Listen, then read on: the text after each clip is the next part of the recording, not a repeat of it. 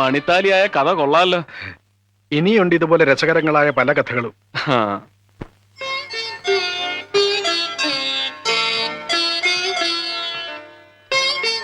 നമ്മുടെ സെൻട്രൽ ജയിലിലെ ആരാച്ചാർ എവിടെയാണെന്ന് ആർക്കും കണ്ടുപിടിക്കാൻ കഴിയാതെ വന്നപ്പോഴാ ബീഹാറിലെയും യാർവാദയിലെയും എക്സിക്യൂഷനെ കിട്ടുകയെന്ന് ഞാൻ അന്വേഷിച്ചത്.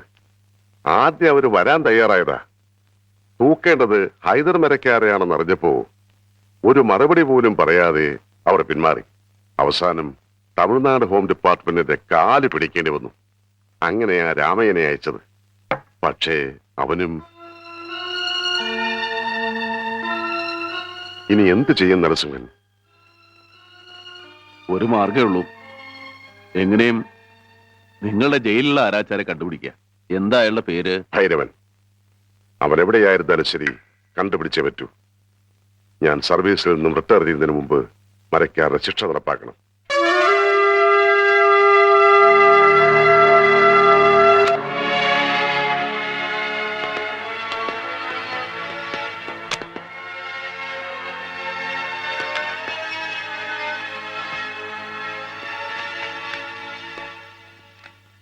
എന്തായി? ആരാച്ചാർ എവിടെ ഉള്ളത് അന്വേഷിച്ചോ? മുഴുവൻ അരിച്ചു പിറക്കി സാർ. ഭൈരവനെ കുറിച്ച് ഒരു വിവരവുമില്ല. ഹൈദരെ സെല്യൂട്ട് ചെയ്യുന്നവർ അന്വേഷിച്ചാൽ ഭൈരവനെ കാണില്ല.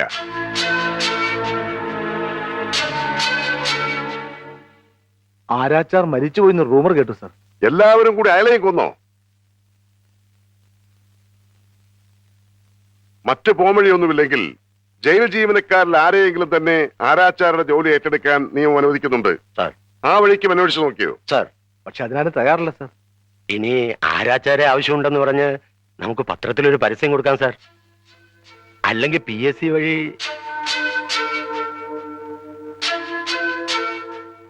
ഭൈരവൻ ജീവിച്ചിരിപ്പുണ്ടെങ്കിൽ വരും.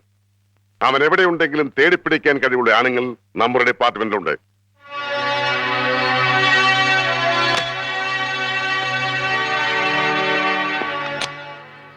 ഭൈരവൻ ജീവിച്ചിരിപ്പുണ്ട് സാർ. താമസം എവിടെയാണെന്ന് കണ്ടുപിടിച്ചു. Very good. ആളിപ്പോ എവിടെയുണ്ട് സാർ?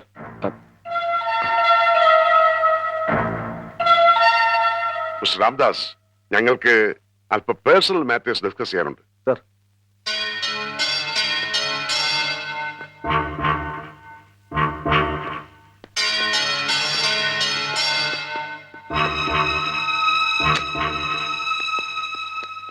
താൻ ആ ആരാച്ചാരെ വിളിക്കാമെന്ന് പോകണ്ട.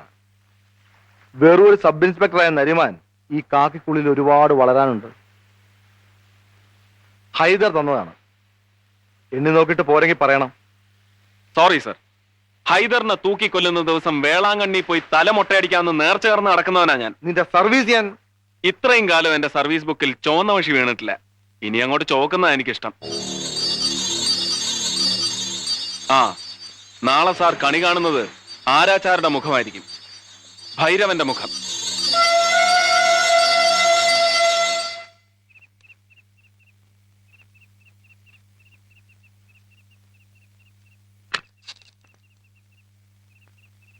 എന്താ? എന്തുപറ്റി? ഏയ് ഒന്നുമില്ല.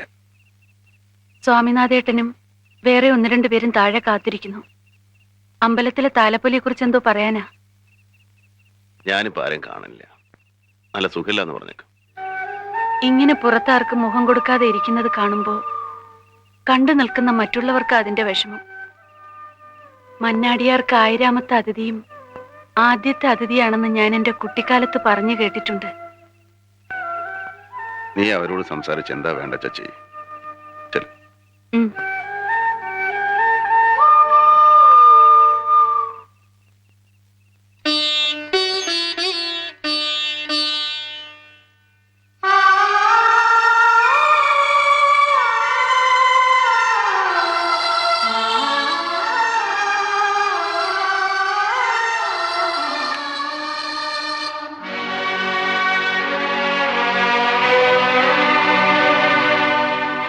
നേരെ ഇരുത്തി.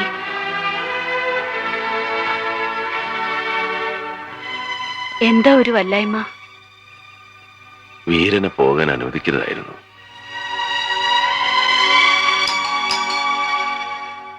ആരായി ആ സമയത്ത്?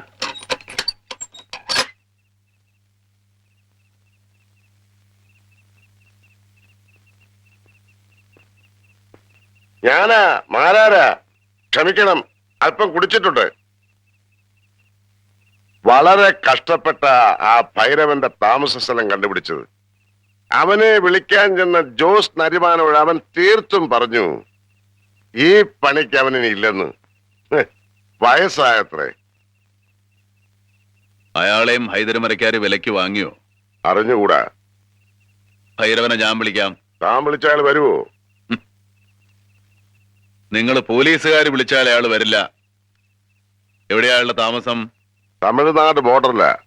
ഇവിടെ 5-6 മണിക്കൂർ യാത്ര ചെയ്യണം. പൊൻപണിയേട്ടാ, എന്തോ? ഭദ്രനോട് വണ്ടി ഇറക്കാൻ പറയും.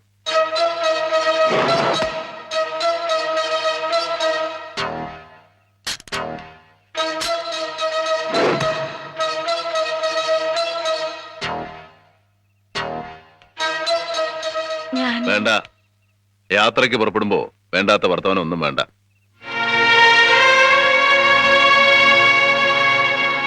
ഇറങ്ങല്ലേ? ആ,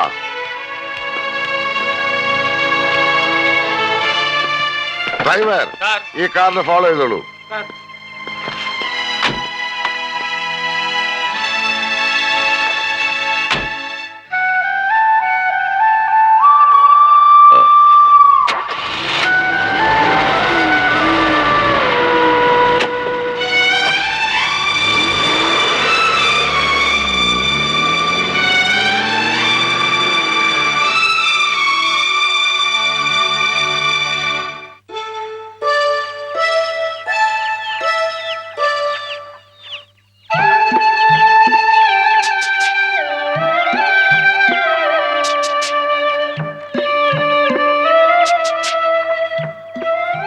ആരാച്ചാർ എന്ന് പറയുന്നവൻ അത്രയ്ക്ക് VIP ആണെങ്കിൽ ഇവിടെ വന്ന് കണ്ടേക്കാമെന്ന് വിചാരിച്ചു. എനിക്ക് വയ്യ ഏമാനെ. 2 ദിവസം മുമ്പ് മറ്റൊരു ഏമാൻ വന്ന് കണ്ടപ്പോ ഞാൻ എല്ലാം പറഞ്ഞതാ. ഭൈരവ, വിധിക്കാനുള്ള അധികാരമേ ജഡ്ജിക്കുള്ളൂ. കൊല്ലാനുള്ള അധികാരം തനിക്കാ. ഇല്ല, കൊല്ലുന്ന പണി ഞാൻ നിർത്തി ഏമാനെ. തൂക്കാൻ വിധിച്ച ജഡ്ജിക്കില്ലാത്ത നൊമ്പരം തനിക്കെന്തിന്? ജഡ്ജിക്ക് സ്വർണ്ണപ്പേന കൊണ്ട് കണ്ണും പൂട്ടിയിരുന്ന് എഴുതിയാ മതി. കയറ് പിരിച്ച് കഴുത്തിലിട്ട് തൂക്കിക്കൊല്ലേണ്ടത് ആരാച്ചാരാ. അല്ലേ ഭൈരവ? ഈ ലോകത്ത് ആരാച്ചാരോളം സുഹൃതം ചെയ്തവര് ആരുമില്ല. ഈശ്വരൻ ഭൂമിയിൽ സ്വയം ഇറങ്ങി വന്ന് ചെയ്യേണ്ട കാര്യങ്ങളാ നിങ്ങളിലൂടെ ചെയ്യുന്നത്. അത്രേ ഉള്ളൂ. ഒരു കൊലയാളിയെ തൂക്കിക്കൊല്ലാൻ നിങ്ങൾക്ക് കിട്ടുന്ന 150 രൂപ വളരെ തുച്ഛമായ കൂലിയാ. പഠിക്കണ്ട, ഉറങ്ങി പറയാം. പണം വേണ്ട ഏമാനെ. എനിക്കെന്റെ ജീവനാ വലുത്. മാപ്പാക്കണം.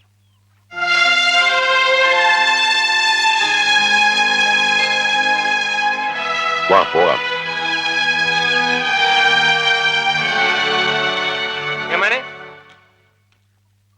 ഇയാൾക്ക് പോയെങ്കിൽ ഞാൻ വരാം. നിങ്ങളാരാ? ഞാൻ കാശി. എന്റെ ചേട്ടായ ഭൈരവൻ.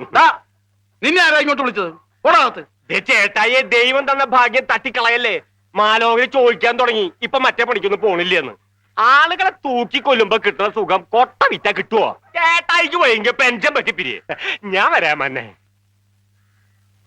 ഇതിനു മുമ്പ് ആരെങ്കിലും നീ കൊന്നിട്ടുണ്ടോ? ഒരാടിനെ കൊന്നുണ്ട്. ആളെ തൂക്കാൻ അറിയാമന്നെ.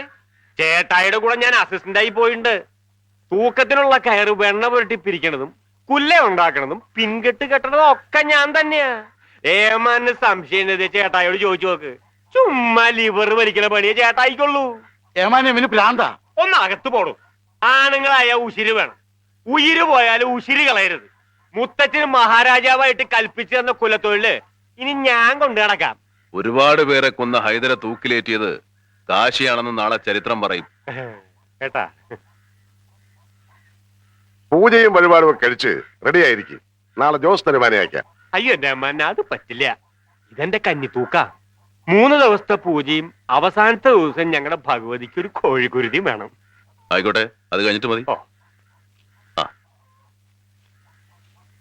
ഇത് വെച്ചോളൂ. ഓ.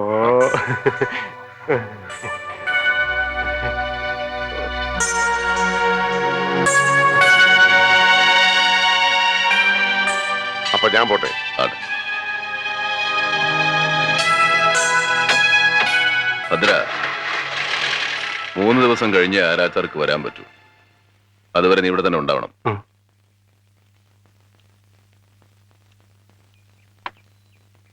കാശി ആരാച്ചാരായി സെൻട്രൽ ജയിലിൽ എത്തുന്നത് വരെ അവൻ സുരക്ഷിതനായിരിക്കണം. ശരി.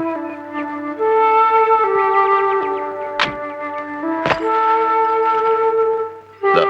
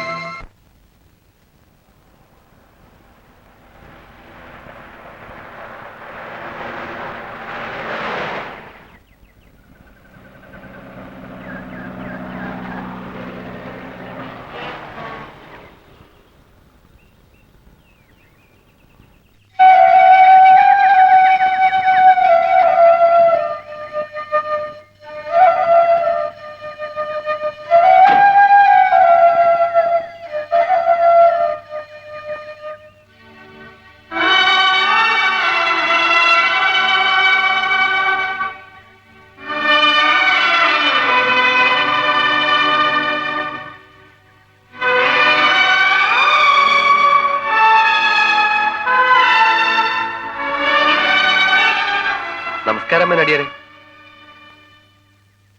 മന്നാടിയാർക്ക് എന്നെ മനസ്സിലായോ? ശ്രീനാഥ്, മന്നാടിയുടെ കയ്യിൽ നിന്ന് വീരസിംഹന്റെ ഈ കാറ് വാങ്ങിയത് ഞാനാ. ഇപ്പൊ ഓർക്കുന്നോ? ഈ കാറ് വന്ന് കയറിയ മുതല് എന്റെ വീട്ടിൽ ഭാഗ്യം ഉദിച്ചു. വീരൻ എന്തായാലും നല്ല ഐശ്വര്യമുള്ളവനായിരുന്നു.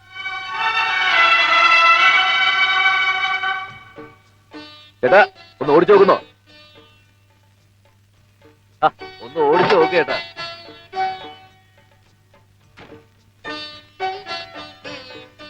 ഐശ്വര്യമായിട്ടൊന്ന് ഓടിച്ചു നോക്കി. എടുത്തിരുന്നില്ലേ? വാന്ന് ചേർന്നോ? ഇല്ല.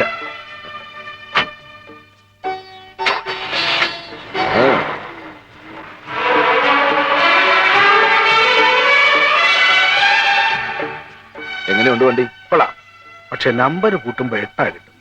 9 ആയിരുന്നെങ്കിൽ. ഏത് നമ്പറായാലും ഒരു കുഴപ്പമില്ലെന്ന് പെൺമണിയേട്ടാ. അല്ല, അത് ശരിയാ. ഞാൻ വെറുതെ പറഞ്ഞേ ഉള്ളൂ. എന്നാൽ 9 ആയിരുന്നെങ്കിൽ. എങ്ങനെ? നന്നായി. അമ്പലത്തിൽ കൊണ്ട്